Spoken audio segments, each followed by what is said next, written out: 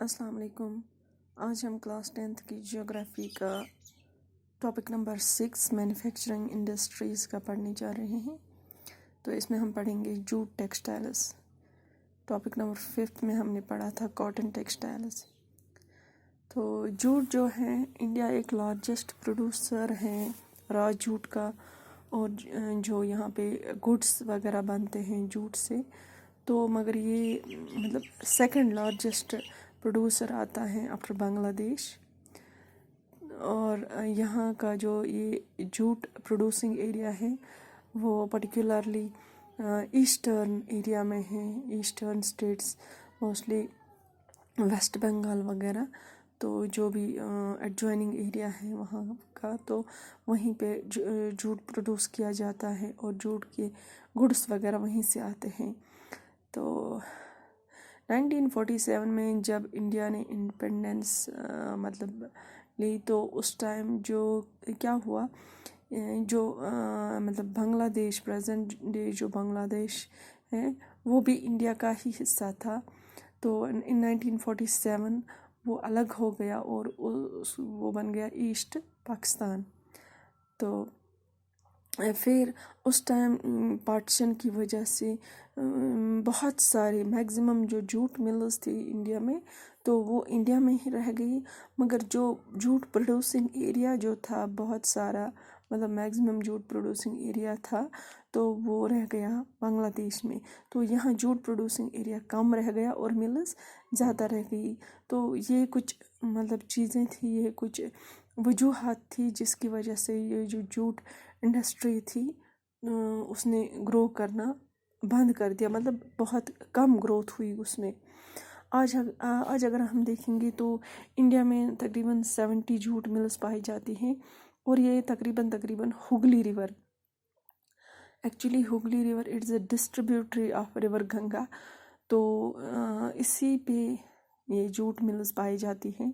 تو ایک چھوٹا موٹا ایریا ہے، 98 کلومیٹر لانگ ہے اور 3 کلومیٹر وائڈ ہے اس ایریا کا. یہ مطلب ڈائیمیٹر، اس ایریا کا جو مطلب لینگتھ اور بریڈتھ. تو فیکٹرز کن وجوہات کی وجہ سے مطلب ساری جوٹ ملز سوگلی ریور پہ پائی جاتی ہیں، وہ یہ ہیں کہ یہاں پہ جو جوٹ پروڈیوسنگ ایریا ہے وہ بہت زیادہ ہے، اور مطلب بہت کم خرچہ لگتا ہے واٹر ٹرانسپورٹ سے، کیونکہ جوٹ گڈس اٹھانے پڑتے ہیں. یہاں را جوٹ ایک جگہ سے دوسری جگہ لے جانا پڑتا ہے، تو اس کے لیے جو واٹر ٹرانسپورٹ ہے وہ بہت اچھا مطلب مینز آف ٹرانسپورٹ ہے، چیپ ہوتا ہے. اور یہاں پہ بہت سارا پانی، ایبنڈنٹ واٹر سپلائی ہیں جو استعمال ہوتا ہے فار پروسیسنگ دس را جوٹ. اور یہاں پہ اس کے علاوہ بہت سارے ادر فیکٹرز بھی ہیں، جیسے کہ سستا لیبر مل جاتا ہے. ویسٹ بنگال، اڑیسہ، بہار، یو پی وغیرہ سے یہاں پہ لوگ آتے ہیں مزدوری کرنے کے لیے، اور وہ بھی کم داموں پہ، کم ویجز پہ ان کو یہاں پہ کام کرنا پڑتا ہے ان ملز میں. یہ جو ویسٹ بنگال کی کیپٹل ہے کولکتہ، یہ ایک لارج اربن سینٹر ہے جو ان جوٹ ملز کو پرووائڈ کرتا ہے بینکنگ، انشورنس اور پورٹ فیسلٹیز.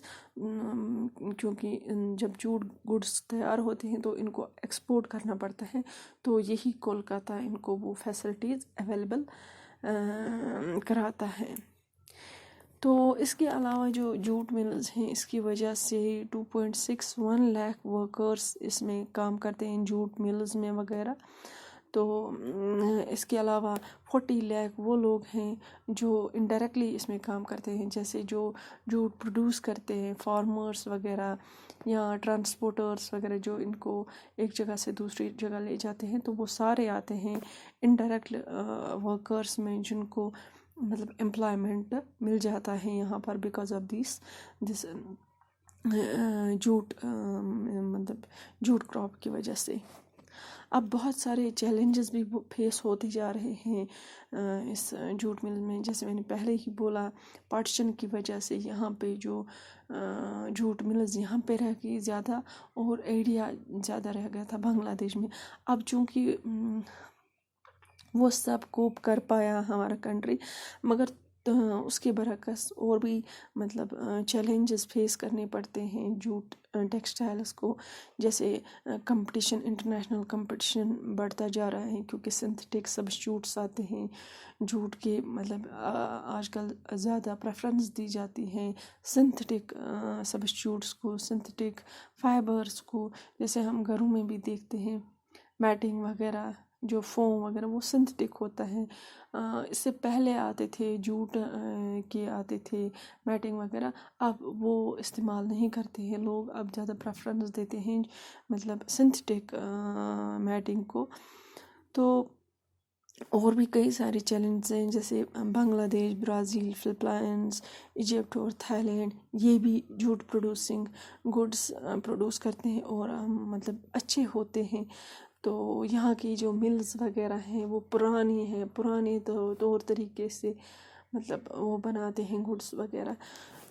تو اس کے لیے گورنمنٹ نے 2005 میں ایک پالیسی بنائی، نیشنل جوٹ پالیسی، جس میں انہوں نے مطلب یہ آبجیکٹیوز رکھی کہ ہمیں جوٹ پروڈیوسنگ ایریا بڑھانا ہے. تو اور مطلب انٹرنیشنل مارکیٹ میں ہمیں اپنی ڈیمانڈ بڑھانی ہے. ہمیں ایسے ایسے جوٹ کے پروڈکٹس بنانے ہیں جن کی ڈیمانڈ انٹرنیشنل مارکیٹ میں بہت زیادہ ہونی چاہیے. ہمیں وہ پرانے ٹریڈیشنل طور طریقے ان کو چھوڑنا ہے، ہمیں کچھ نیا کرنا ہے. تو مگر جو انٹرنل ڈیمانڈ جو ہے انڈیا کی، کیونکہ یہاں پہ جو پالیسی بنائی گورنمنٹ نے، مطلب اکثر ہم سننے کو ملتے ہیں کہ جو بھی مطلب پالیتھین وغیرہ ان کا استعمال مت کرو، انوائرمنٹ فرینڈلی چیزیں استعمال کرو جو بایو ڈیگریڈیبل ہو. جیسے مطلب یہی جوٹ پروڈکٹس ہم بولتے ہیں، جوٹ کے بیگ استعمال کرو. تو اس کی وجہ سے اس جوٹ کی مطلب جوٹ پروڈکٹس کی اہمیت اب مطلب اس کی اہمیت بڑھ گئی ہے، جس کی وجہ سے اس کو اب چانس ملا ہے کہ مطلب جوٹ کی مطلب وہ واپس آ جائے، اس کی ڈیمانڈ اب واپس آ سکتی ہے because of the environment friendly. کیونکہ یہ انوائرمنٹ فرینڈلی ہے، نقصان نہیں پہنچاتا ہے، یہ بایو ڈیگریڈیبل ہے. تو انٹرنیشنل مارکیٹ میں بھی اب اس کی ڈیمانڈ بڑھتی جا رہی ہے. تو انٹرنیشنل مارکیٹس اس کے ہیں، USA ہیں، کینیڈا ہیں، رشیا ہیں، UK ہیں، عرب کنٹریز ہیں، اس طرح آسٹریلیا ہے، جہاں پر اب مطلب جو انوائرمنٹ ایشوز ہیں، جیسے انوائرمنٹ ڈیگریڈیشن، ایئر پولوشن وغیرہ، جو باقی ان چیزوں سے نان بایو ڈیگریڈیبل سبسٹنس سے ہوتا ہے، تو ان کو ریپلیس کیا جاتا ہے. اب کیا کہا جاتا ہے کہ نہیں جی، آپ جوٹ پروڈکٹ سے استعمال کرو، جہاں پہ ہم نان بایو ڈیگریڈیبل سبسٹنس جیسے پلاسٹک ہے، پولیتھین ہے، وہ جہاں پہ ہم استعمال کرتے ہیں اس کے برعکس جوٹ پروڈکٹس استعمال کرو، کیونکہ انوائرمنٹ فرینڈلی ہے، یہ ہمارے انوائرمنٹ کو پلوٹ نہیں کرتے ہیں، بایو ڈیگریڈیبل ہیں. مطلب اگر ہم ان کو پھینکیں گے تو یہ ڈیگریڈ ہوتے ہیں، سڑ جاتے ہیں. تو اس طرح سے یہ جو جوٹ ہے اس کی ڈیمانڈ اب دن بدن بڑھتی جا رہی ہے. تو اس کی جو مطلب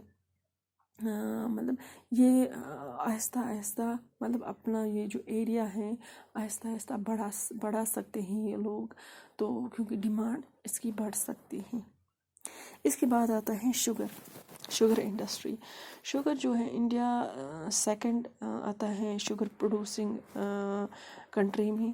مگر جو یہاں کا مطلب گڑ، جس کو ہم گور یتھ أسۍ وَنان چھِ کٲشِر پٲٹھۍ ایسے ہی کھنڈ سیری ہے، تو اس میں انڈیا سٹینڈ کرتا ہے فرسٹ نمبر پہ. جو شوگر انڈسٹری میں را مٹیریل لگتا ہے جیسے شوگر کین، تو وہ بہت بلکی ہوتا ہے.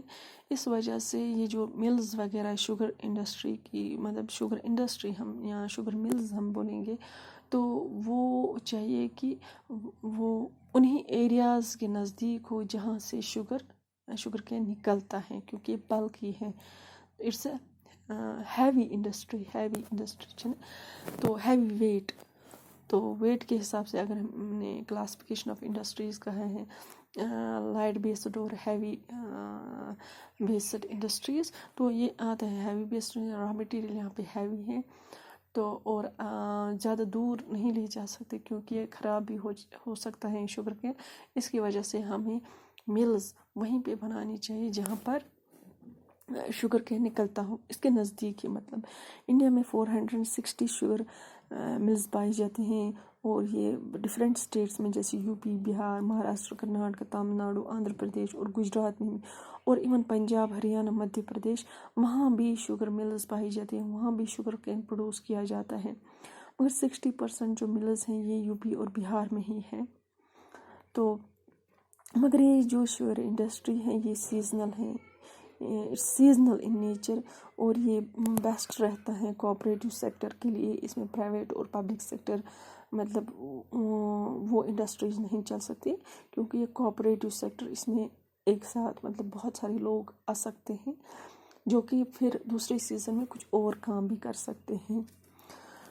ان ریسنٹ ایئرس کیا ہوا کہ جو شوگر ملز ہیں ان کو شفٹ کرائے جا رہے ہیں ساؤدرن اور ویسٹرن اسٹیٹ جیسے مہاراشٹر ہیں، مطلب تامل ناڈو وغیرہ، کیونکہ کہا جاتا ہے کہ یہاں کا جو شوگر کین جو یہاں پہ پروڈیوس ہوتا ہے اس میں بہت زیادہ سکروز کنٹینٹ ہوتا ہے، مگر اس مطلب جو یو پی بہار کے جو ملز ہیں ان میں سکروز کم ہوتا ہے، ملز میں سکروز کنٹینٹ کم ہوتا ہے، مگر ان اسٹیٹس میں سکروز کنٹینٹ زیادہ ہو جاتا ہے، مطلب اچھا پایا جاتا ہے۔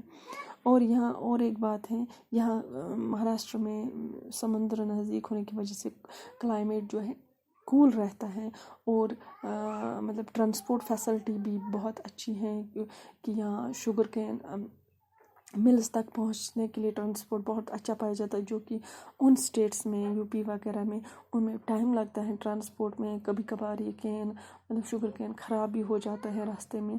تو اور یہاں پہ جو یہ کوآپریٹیوز ہیں وہ بہت مطلب بہت مور سکسیزفل ہیں بنسبت ان اسٹیٹس یو پی بہار وغیرہ اسٹیٹس سے، تو اس وجہ سے کہا جاتا ہے کہ شوگر جو ملز ہیں اب یہ شفٹ کرتے ہیں ساؤدرن اینڈ ویسٹرن اسٹیٹس کی طرف۔ تو اس طرح سے ہمارا جو یہ ہے ٹاپک نمبر 6 کمپلیٹ ہوا۔ شکریہ۔